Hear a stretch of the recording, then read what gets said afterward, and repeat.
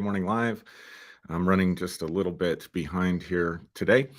So, this is my first day, if you're on Facebook, that I'm streaming in the New Day Global Community private group. So, I'm also live streaming on YouTube. If you're watching on YouTube and you want to join in with our Facebook group, then the link is in my bio on this page, and I hope you'll do that. I'll be sharing exclusive content, be doing a video tomorrow night where we do question and answers, or we just kind of do a follow up on the stuff we're going to talk about this morning on Sunday Morning Live. So I'm jumping on a little bit late. It is a little bit different. So I'm going to give people some time to jump on. But I hope you're doing well. Missed being with everybody last week, missed doing this last week. Had the opportunity to go to the Denver Broncos opening game that they lost to the Raiders by 1 point. But alas, that's the nature of being a Bronco fan these days. So I'm going to talk about, continue along this theme that we've been talking about as far as inward journeys, inward things, inward planes. But I'm going to use the Bible this morning. And things are shifting for me internally quite a bit. It's funny that I have been talking about this on these Sunday Morning Lives because I've really been feeling some shifts happening. And I think it's an interesting time for me for this to be going on. I talked about it in the Facebook group last Monday, and I'll go into it a little bit more. It's something else with the Facebook group. It's private, but I'm also sharing a little bit more intimately, a little bit more personally about things that go on with me and the shifts and changes that I'm feeling. I'll be sharing a little bit more about that today, and then I'll be sharing a little bit more about that tomorrow night when I go live in the group. So that's just a little bit of housekeeping stuff. Those of you that have been supporting us on our PayPal link, I really appreciate that. If you appreciate what we're doing, almost all the content we're putting out right now is free and available to anybody. So if you want to help us continue to do that, you can support us by subscribing to the YouTube channel, sharing videos, commenting, liking, watching these. And also, if you want to make a donation, you can do it to our PayPal account, which is in the description. So I want to talk about something that someone shared with me a couple of weeks ago. I guess it's been about 2 weeks ago now, that has just really had a powerful impact on me. And this was another former pastor who was deconstructing and wrestling, I use that term a lot today, wrestling with a lot of the issues that we wrestle with when we deconstruct or when we challenge our faith or our belief systems or our values. We just go through some kind of transformation, which is all a part of growth. Change is part of growth, and change can come to us, or awakenings can come to us, or things that cause us to deconstruct can come to us in lots of different ways. It can come like we can just wake up one morning. That's kind of what happened to me. We can just wake up one morning and just view the world differently. We can grow and change if we're open to new information and intellectual honesty and humble enough to admit that we don't know everything, we don't see every aspect of everything. Or it can come to us through difficulty in life. But one of the things I want to start with this morning is talk about how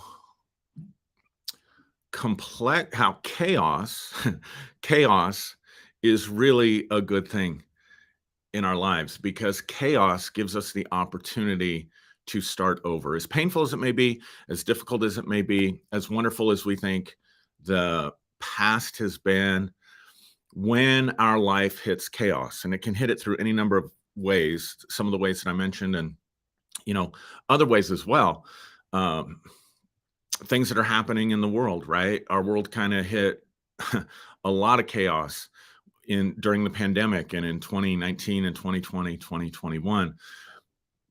Inflation can make it very difficult for us to achieve our goals or difficult for us to survive. So there can be environmental factors, there can be political factors, there can be personal factors, and all these things can generate and create for us chaos. And it's interesting to me that in the scriptures, in Genesis chapter 1, creation doesn't begin out of nothing, what they say in the Latin ex nihilo, which is a fancy theological term that we learn that the church has embraced and believed for years, that God of the Bible created the world ex nihilo, out of nothing. But if you read the text, it does say God created the heaven and the earth, but it says the earth was without form and void in the English translations. The Hebrew there is a phrase called tohu vubohu. Getting lots of comments. Love it. Lots of people commenting. Joyce says, I hit chaos for 12 days in January of 2021. Woke me up for sure. Yeah. So chaos is an opportunity for a reshaping, a reforming, a remolding, a re-inhabiting. So if you want to put this on a personal level, when we go through this stuff and we experience chaos in our identity, and that's what a lot of people miss, I think, when they're going through this deconstruction process, especially if you were really devoted, if you were really committed, believer, or whatever it was that you were doing. I come from the Christian realm, Christianity. I was a pastor. So that's the way I relate to deconstruction, right? So when I began to deconstruct from my faith, when I began to say, this no longer fits for me, this no longer works for me in my life, I'm no longer happy or satisfied, I no longer believe these things, I can no longer with integrity continue to do the things that I'm doing, that sent my identity into chaos. Because I had to figure out, who am I now? If I've been a Christian my whole life, I've identified as a Christian, I've tried to make my choices based on what I believed was the will of God, what I believed the scriptures were telling me to do, what I believed the leading of the Holy Spirit was. Career-wise, I'm a pastor. I'm looked to people as a spiritual leader and spiritual authority, and so especially when we shut our church down. Sorry, there's a fly buzzing around me here. Especially when we shut our church down, it was like so much chaos, right? Chaos in terms of my identity. So personal crisis, midlife crisis, call it whatever you want to call it. But there was chaos in terms of my identity. My identity was breaking down. My identity was breaking apart. And then if we take chaos and we add to that complexity, it actually gives us a greater opportunity for change, for growth, and for reinventing, right? Because chaos in terms of identity, and then you add the complexities that I already talked about, complexities of people not understanding or appreciating what you're going through. And so people leaving you or disconnecting from you because they were connected to you because of who you were, right? As a pastor or as a person. And now you're deconstructing. You don't even know who you are. You're dealing with this chaos, but everybody else is recognizing it or sensing it, or they're not appreciating it. And so you lose a lot of relationships. You get misunderstood. People might, in my case, because I was a public figure, they might attack you. They might make up stories about you, or they may just misunderstand, have just enough information and misunderstand things.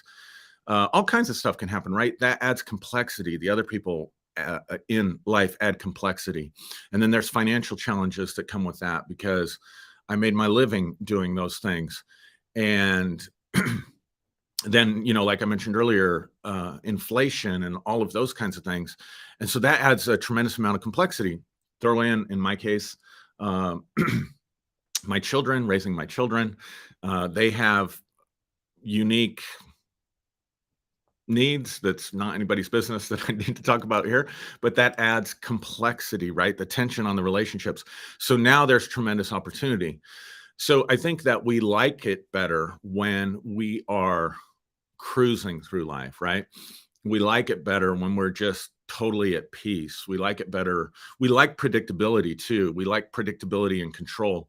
So if nothing changes, if there's no chaos, right? If I just get up and do the same things, think the same things, go the same places, and I do that day after day after day after day, it adds an element of simplicity, right?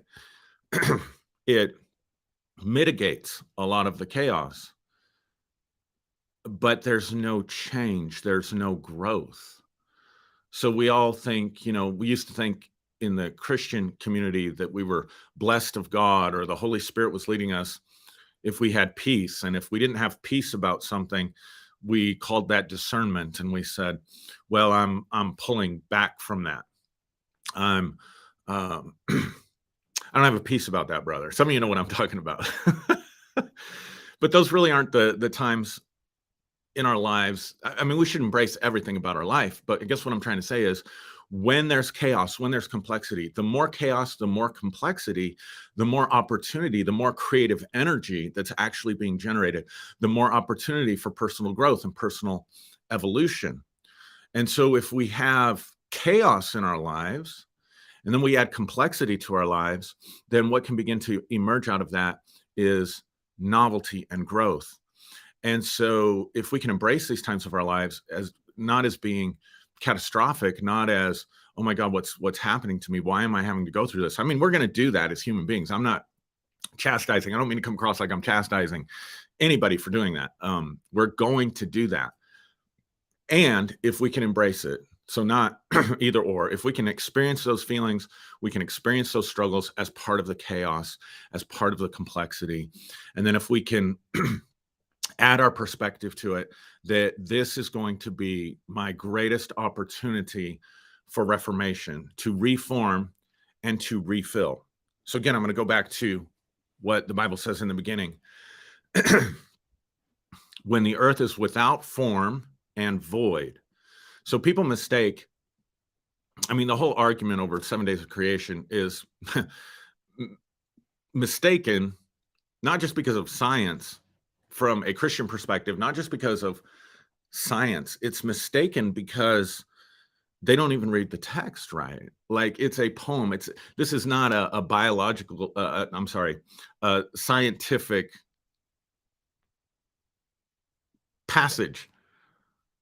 It's a poetic passage talking about how God, in this case, the creator, dealt with creation that was chaotic and void, chaotic and void. So each day, what you see happen is that God gives form. When God speaks, God gives form to something, and then he fills it. So he sets a limit to the waters so that dry land can appear, and then he starts to fill the dry land with vegetation. So that's the form, right? Separating the water from the dry land, that's giving it form. And then vegetation and animals on the land, fish in the sea, that's filling it. See the same exact thing in Genesis chapter 2 when the Lord creates Adam, he forms his body from the dust of the clay, giving form to it, and then he breathes into Adam the breath of life. So he fills him with himself, really creating him in his own image, filling him with himself, filling him with his breath, and Adam becomes a living soul. So what am I talking about? I'm talking about that we can all go through periods of chaos that's not just happening around us or outside of us. That's the complexities. But the chaos that's going on inside of us at various different times that we don't notice, the questions, the doubts, the struggles, the thoughts that we try to suppress, the aspects of us that keep coming up that we don't want to deal with. It could be trauma, it could be memories, it could be regrets, it could be anxieties.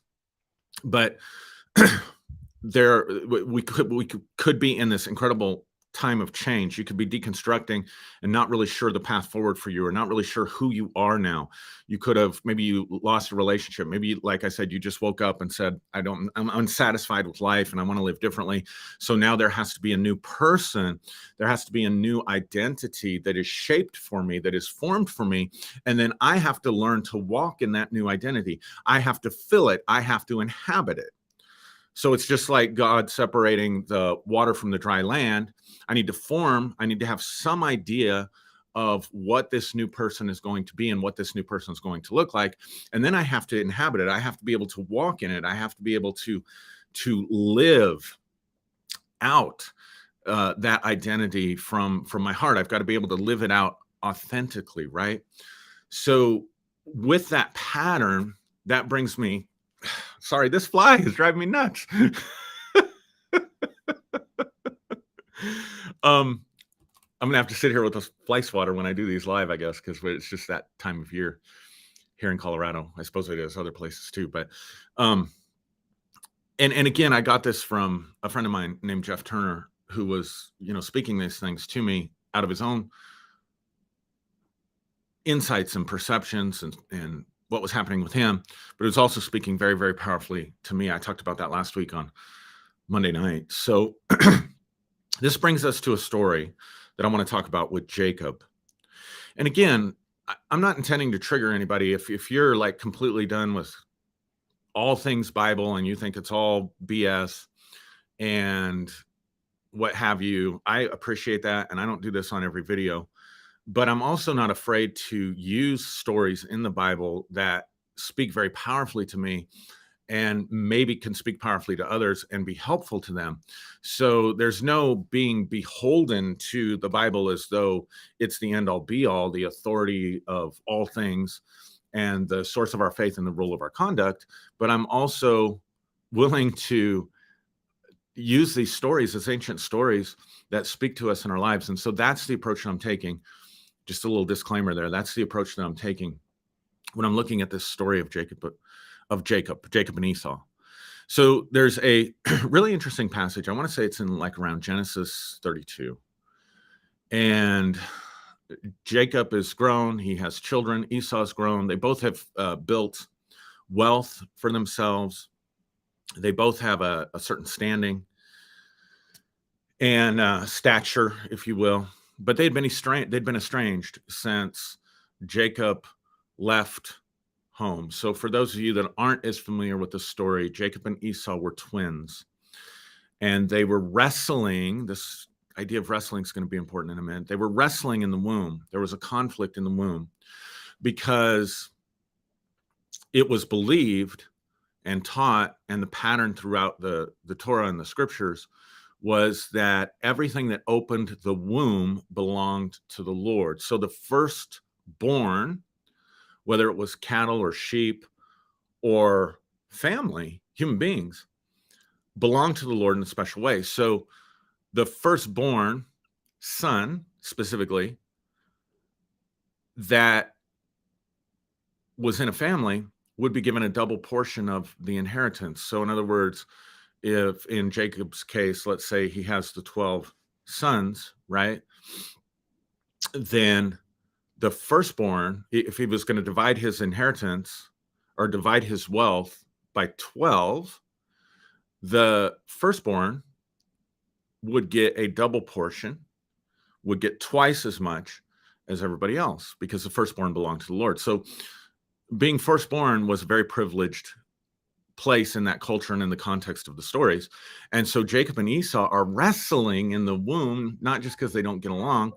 They're fighting and struggling, if you will, to be the one who comes out with the privileges, the one who comes out with the birthright, the one who comes out with the blessings. And when they're born, Esau is born first, and Jacob is grasping at his heel. And for millennia, commentators, Jewish and Christian, and I suppose Muslim as well, on the texts have always said that the name Jacob means a deceiver or a liar, but that's actually not entirely true. The word Jacob means one who seeks to supplant, or the supplanter, or the idea he's grasping at his heel. He is trying to pull Esau out of the way.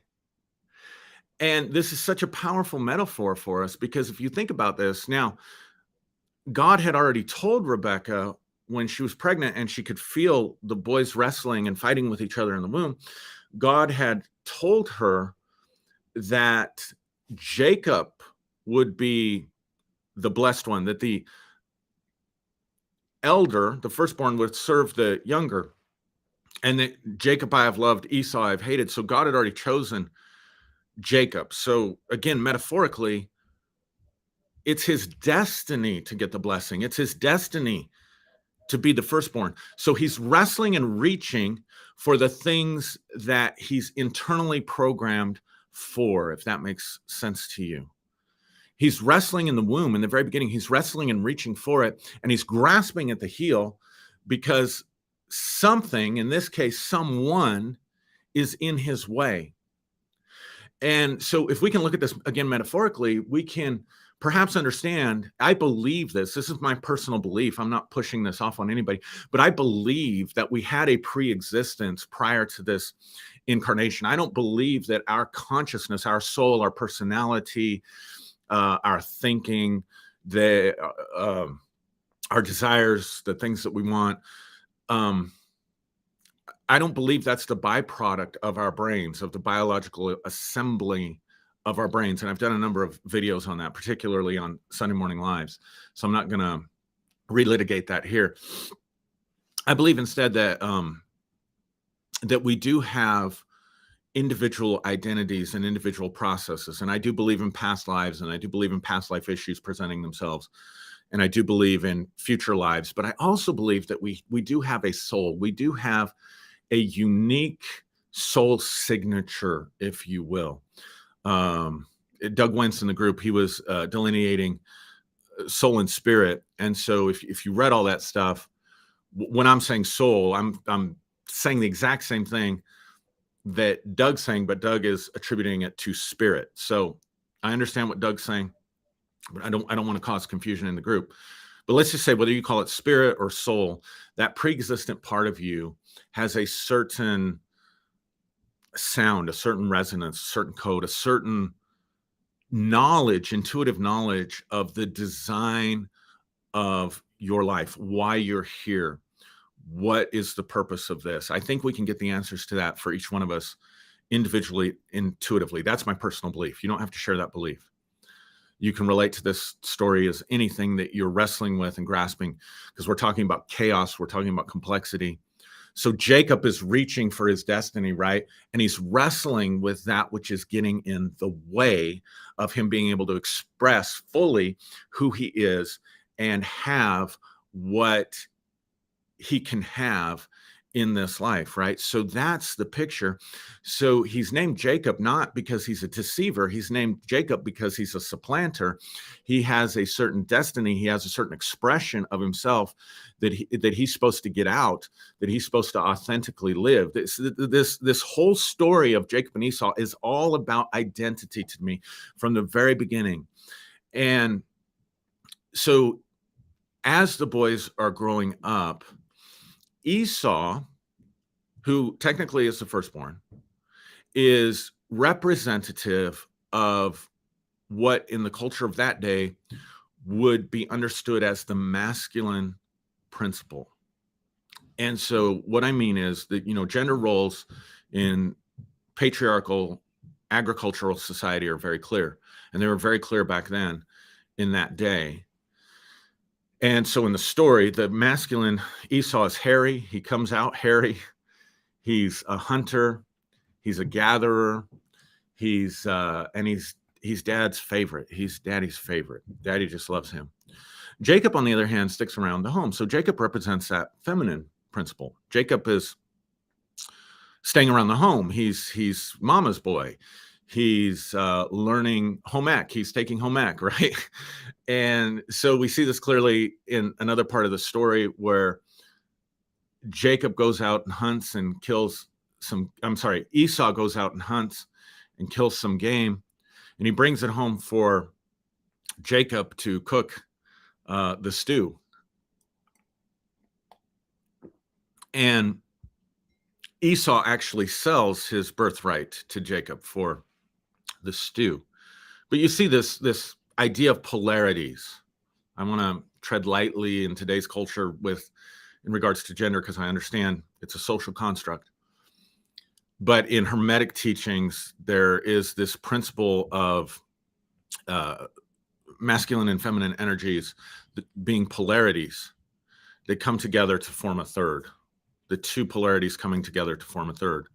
But the polarities, in this case, Jacob representing one polarity, the feminine, and Esau representing another polarity, the masculine, they're at war with each other. They're wrestling with each other. And that's complexity. That's chaos. That's this wrestling thing, right? So I'm doing all this to give you background to Genesis 32, because when we get to Genesis 32,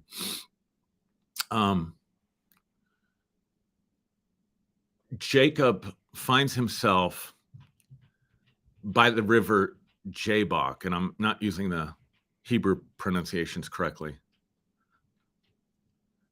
but I want you to listen to this. Jacob is wrestling, has a night, he spends the night, and he starts to wrestle with a man that we later find out is a spiritual entity, and it's never revealed what type or who exactly this spiritual being was that Jacob's wrestling with. In fact, the story goes out of its way not to identify him. But he finds himself wrestling again, and he finds himself wrestling in the dark. And I want you to listen carefully. Jacob is having this encounter in the darkness at night, wrestling by a river called Jabbok. Jacob, Jabbok. There's a deliberate play on words there in the Hebrew. And both the word Jacob and the word Jabbok and the word wrestle have the same Hebrew roots in the words. So, and the scripture uses a lot of puns in this way. So I just want you to see the relationship in Hebrew. There's a relationship, very close similarities between the word wrestle, the word Jacob, because you're supplanting, right? And Jabbok, the river where this is going on.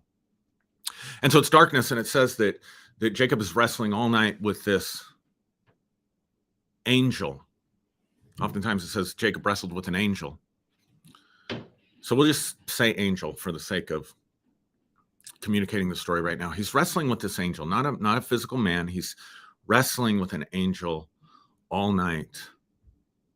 Just like he was wrestling with Esau in the womb. No, the next day, he's preparing to go and meet his brother Esau for the first time.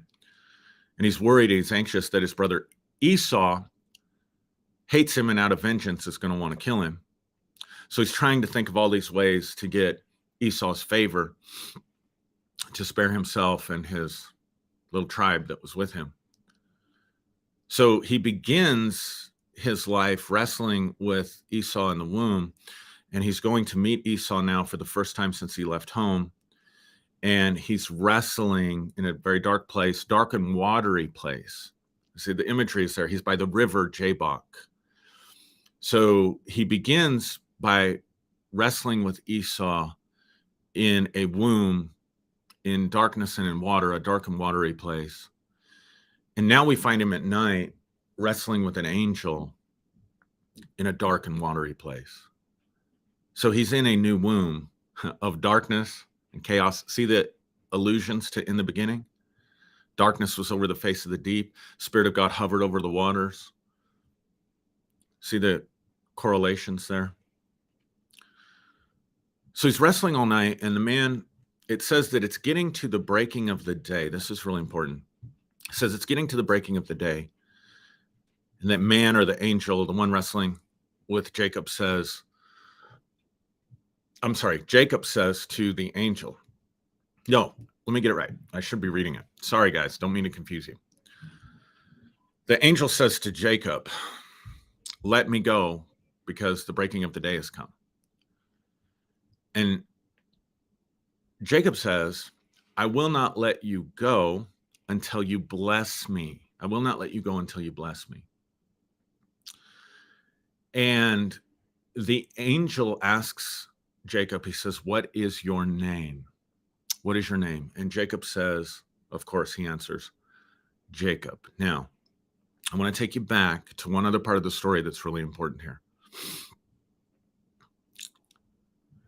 There was a strong belief in the story and the ancient cultures, in Judaism, probably even to this day, that a father could lay hands on his son and impart a blessing, a supernatural favor over them. In other words, there was this strong belief in blessings and curses. If you were blessed, you just kind of had your life was charmed. You just kind of had luck. When you came up against adversity, it would somehow work out for you. Opportunities and favor would open up for you. And so this blessing was something to be coveted. And Isaac, their father, is dying, and he's blind. And he calls for Esau to come so that he can give him the blessing. And Rebekah puts Jacob, this is why he gets called a deceiver and a liar, but really it was Rebekah, his mother, puts him up to dressing up like Esau, putting on the garments of Esau, I think he put on like goat skin or something on his arms to make his arms feel hairy. And he walks in and presents himself to his father as Esau, not as Jacob. And there's a really interesting thing in there because the father says to his son, he says, "Come here, let me touch you, let me feel you." And he feels the hairy arms, and he says, he says, "You have the arms, the physical appearance and presentation of Esau, but I hear in you the voice of Jacob." This is super important to what I'm talking about, because I'm talking about conflict and wrestling within identity and within yourself. It's the arms of Esau, my son, but it's the voice of Jacob, my son, that I hear. And ultimately, Isaac ends up blessing him, sending him off. And then Esau comes in, and apparently this blessing could only be given one time. And because he'd given it to Jacob, he'd laid hands on and transferred and spoken over Jacob, he couldn't give that blessing again to Esau. He couldn't reverse it and say, "Oh, I made a mistake, let's come back." It's kind of like this idea of these laws of the universe.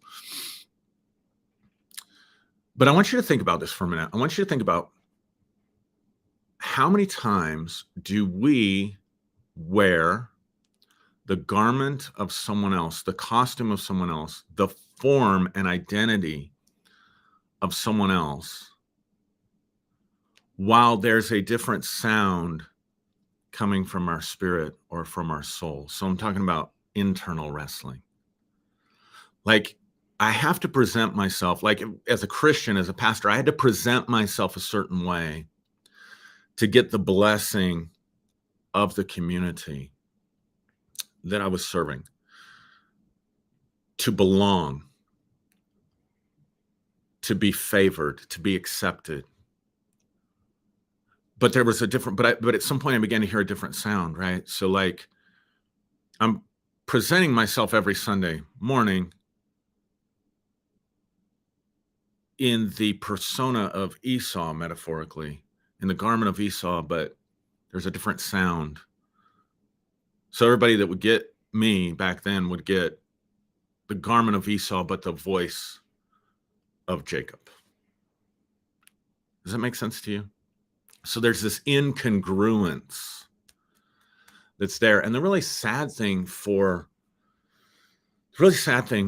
in the story to me for Jacob is that he never got his father's blessing as Jacob. He never got it authentically. It was never authentic. And see, that's the problem.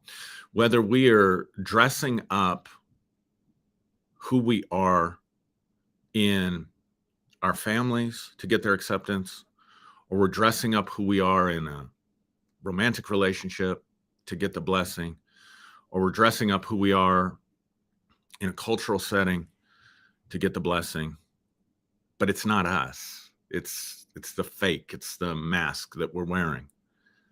Then even when we get those things back, even when we get a loving response, even when we get acceptance, even when we get blessing, the Jacob inside of us knows that they're really blessing Esau. They're not really blessing me. So it isn't satisfying. It doesn't do the trick, right?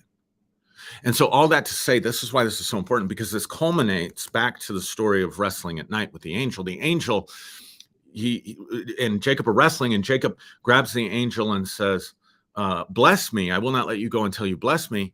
And so the angel responds and says, what is your name? Because the last time you asked for a blessing, the last time you wrestled to get a blessing, you lied about your name. You lied about your nature. You lied about your sound. You said you were Esau. So I want to know, Jacob, has there been any growth in you? Has there been any change? Has there been anything in you where you're ready to let that sound that is your authentic sound, that is your authentic voice, that is your authentic nature, that is your authentic name? Are you ready to lay that on the line to see if it's worthy of being blessed, to see if it can be blessed and received and accepted and not rejected, to see if it can be integrated? See, we read the story from the vantage point of our religions, from the vantage point of knowing that the text says, Jacob I have loved, Esau I've hated. We read it from the vantage point of knowing that Jacob is the loved one, Jacob is the favored one. And so we have a tendency to read it in the voice of the hero. We have a tendency to read it in the voice of the righteous, everything we were trying to be, right? So like, the religious, like how do I struggling to communicate this, but we read it, we hear the story through the voice of Jacob as the hero. Jacob is the hero in the story, but you got to understand, because of the way the story is set up, Jacob is not the hero. Jacob is the villain. In the culture of the day, women didn't even count as people. Women were property. So for Jacob, a man, to be identifying with the feminine principle and to be doing the feminine tasks like cooking soup and stuff, that was shameful. And he was shunned by his father. Esau fit the bill. Esau was out there doing what a man was supposed to do back in that time. Esau was the firstborn. Esau was going to get the inheritance. Esau was going to get the family name, essentially become the head of the clan and the head of the family. And you see what I'm saying? And so Esau really represents what culturally, religiously, righteously would be accepted in our culture, would be accepted in our day and age. Esau represents the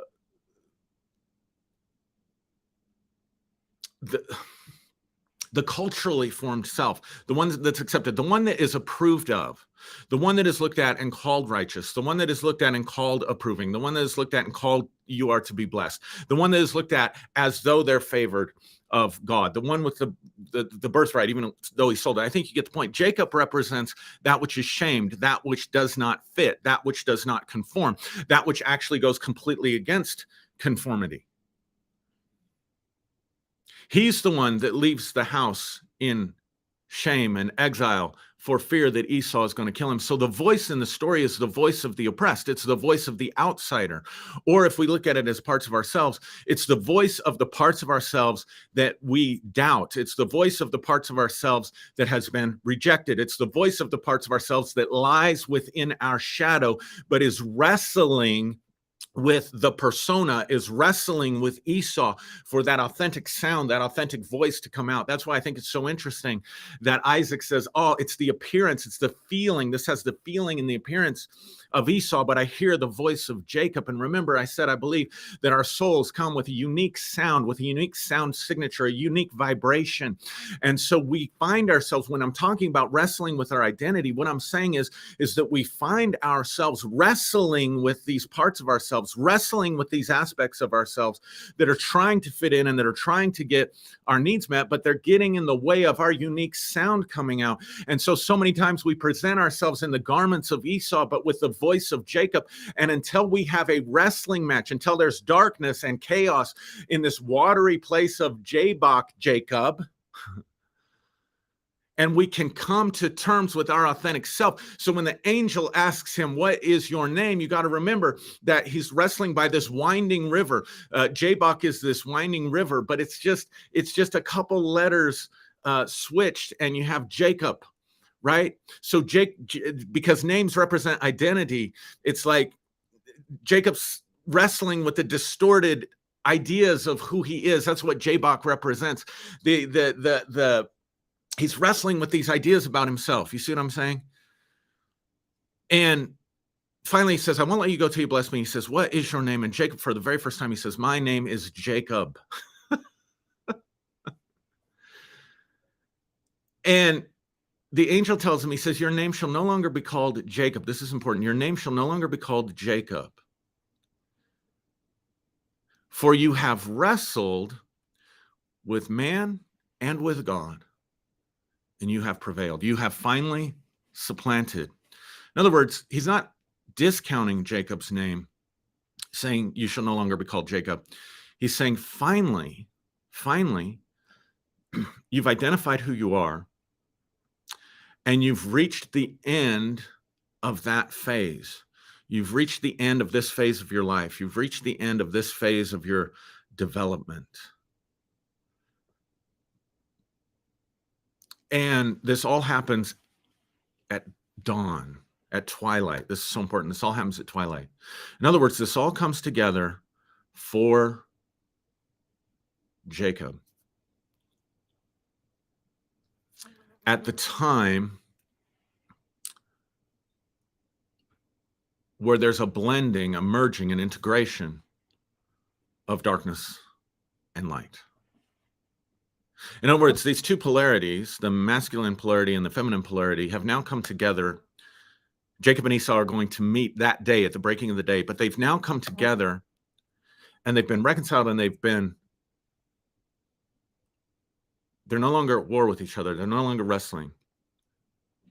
So now a third can emerge. That's why the principles of masculine and feminine, because you've got the masculine and the feminine coming together and merging, each bringing the properties of the other that they bring to each other together at twilight, at the blending of the light and the darkness, so that now a third can emerge, so that now your name shall be called Israel.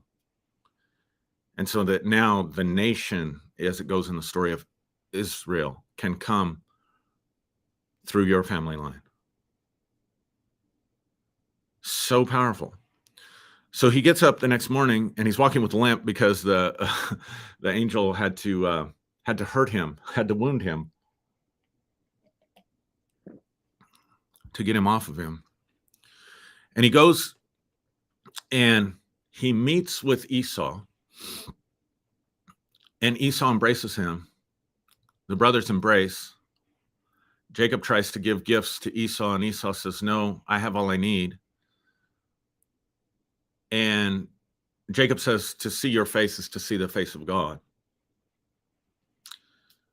So we see that finally, at the end of the story, there's this reconciliation and this reintegration with Jacob and Esau. So what happened internally for Jacob in this new womb at night wrestling by the river Jabbok happens the next day.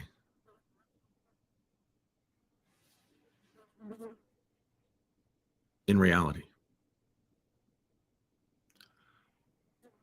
the outer world matches the inner world then.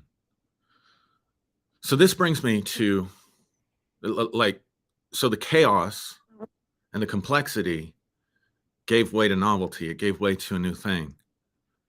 It gave way to a new identity in a new way, and a more authentic way of living for Jacob. And it gave way to a whole new era. A third emerged from the combining and the blending of those polarities. If you understand what I'm saying, I hope this is making sense to you. I'll go through the comments in a minute. Looks like there's some really great comments there. So how does this relate to us? I don't know how it relates to you. Sometimes I put stuff out, it's really vague, but I hope it speaks to you. But I can tell you how it relates to me.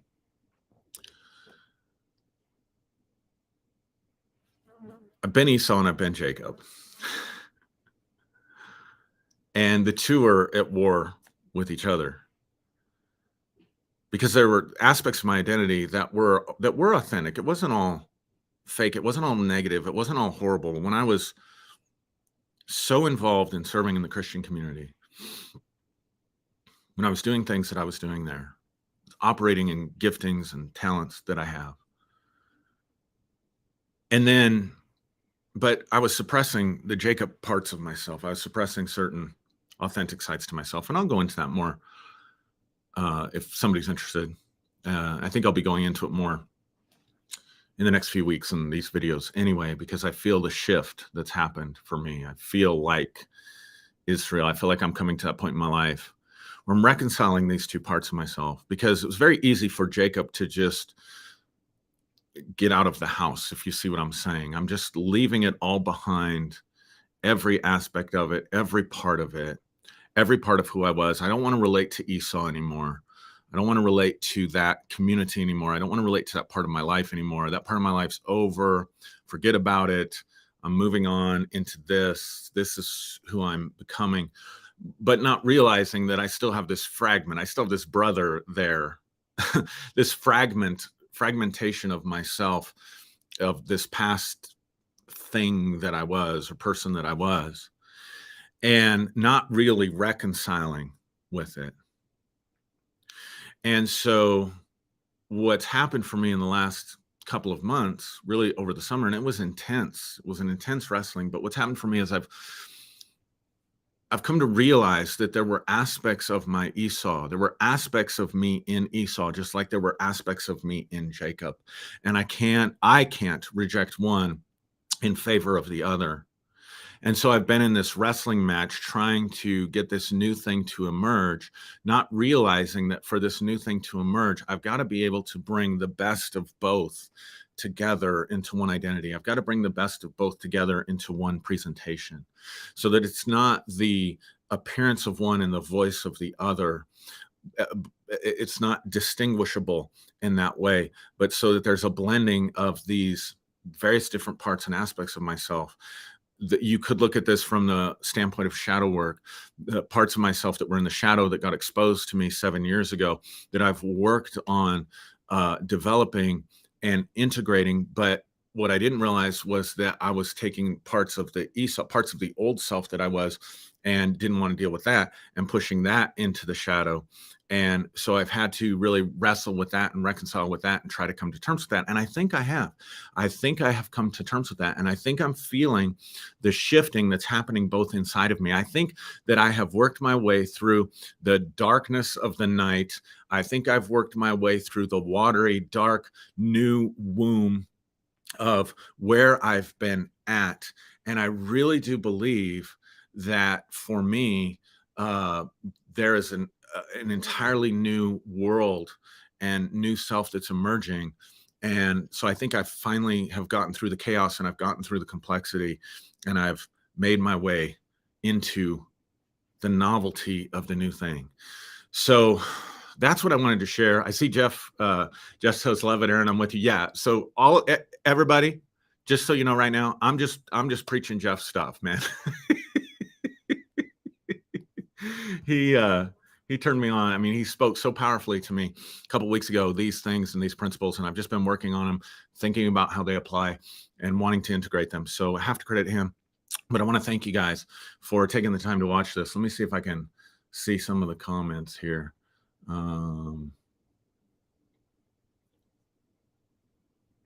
Lots of good mornings. Thank you, everybody, for jumping on.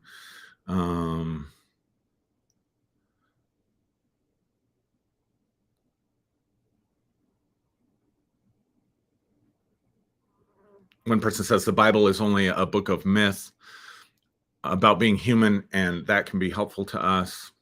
The Bible does have some good truths and helpful stories.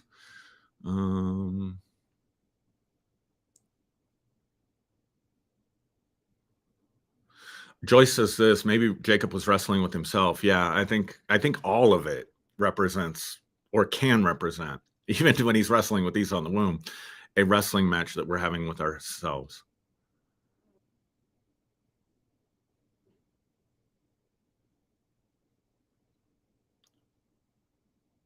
Mona Lisa says, that's why we are to be our true self all the time. It's hard for people to do that today, mostly due to ego. I'm going to have to get my reading glasses. I'm going to have to embrace the aspect of me that is passing the age of really good vision and needs reading glasses. Someone says, not knowing this biblical story, I am finding your explanation of the story fascinating. Thank you for sharing that. I can't see who it is because for some reason, all the Facebook comments are just coming up as Facebook user, not with the names. But thank you for sharing that feedback with me, because I realized that I've got and I want to appeal to a broader audience. And so I realized there would be people that didn't have a background in the story. And so thank you for that feedback. I really appreciate it. All right, guys. Thanks again for watching this. Thanks for joining the community. Thanks for all the comments. And I'll be going live again tomorrow night. I'll put some information out about that. We can do if enough people jump on, we can do a Q&A. I can share some things, some more about what I'm experiencing and how this applies to me presently. We can have a little bit more of a conversation that way as well. Last week, I went live on the wrong page. Thankfully, Christina Renee saved me, who's the other admin on the channel. She saved me and put it in the right place, but I think I figured it out. So I'll be going live from the group tomorrow night. Again, if you're watching by YouTube and you want to be a part of that, the link to that is in the bio. Thanks for taking the time to watch this. If you're watching it by replay and you made it all the way to the end, thank you. Again, please consider supporting our work with a donation to our PayPal link, which is in the description. Thanks, and have a wonderful, wonderful day, evening, night sleep, whatever time it is for you. I hope you're doing well. And thanks again for